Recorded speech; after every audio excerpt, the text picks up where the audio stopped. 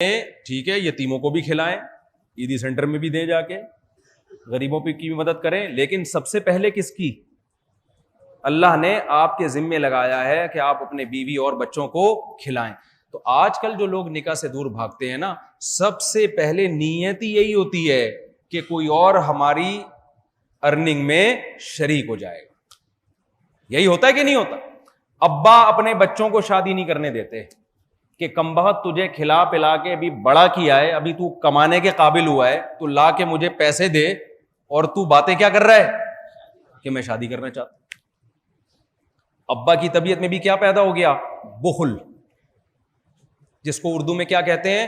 کنجوسی. ابا کے احترام میں کنجوسی کا لفظ استعمال نہیں کر رہا تھا.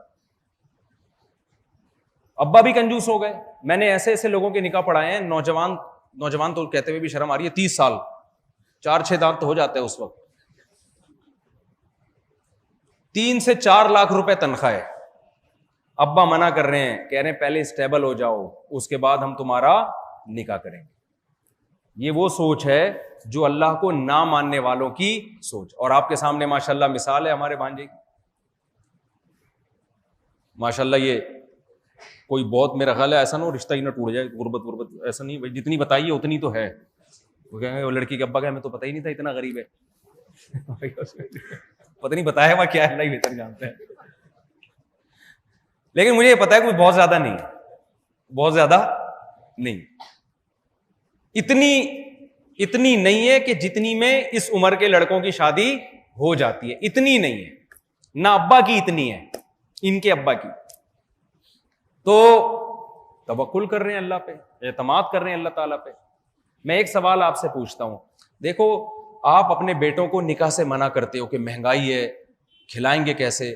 اس میں آپ یہ بھول رہے ہوتے ہو کہ آپ کا لڑکا جس لڑکی سے نکاح کرتا تو اس کی ذمہ داری اس مہنگائی میں آپ کس کے کندھوں پہ ڈال رہے ہو؟ لڑکی کے باپ کے کندھوں پہ. ایسا ہے کہ نہیں ہے؟ جب آپ اپنے بیٹوں کو نکاح سے روکو گے تو اس مہنگائی کے دور میں باپ 6 بیٹیاں پالے گا اکیلا, جبکہ اس باپ کا ان بیٹیوں سے براہ راست کوئی مفاد نہیں ہے, جبکہ شوہر کا اپنی بیوی سے بہت ساری چیزوں میں ضرورت اور مفاد وابستہ ہوتا ہے. تو مہنگائی میں یہ خرچہ بوڑھے باپ پہ ڈالنا زیادہ اچھا ہے یا اس جوان پہ ڈالنا زیادہ اچھا ہے جس کے گھر کی یہ زینت ہے, جس کو اولاد دے رہی ہے اور جس کے بہت سارے کام اس سے وابستہ ہیں؟ تو مہنگائی میں نکاح کی اہمیت کم ہونے کے بجائے بڑھ گئی ہے, اور اللہ انتقام لیتا ہے ایسے باپوں سے جو اپنے بیٹوں کو نکاح سے روکتے ہیں. ان کی بیٹیاں پھر ان پہ بوجھ بننا شروع ہو جاتی ہیں. وہ کہتے ہیں جی ہماری بیٹیوں کی شادی ہوگی تو بیٹے کی کریں گے.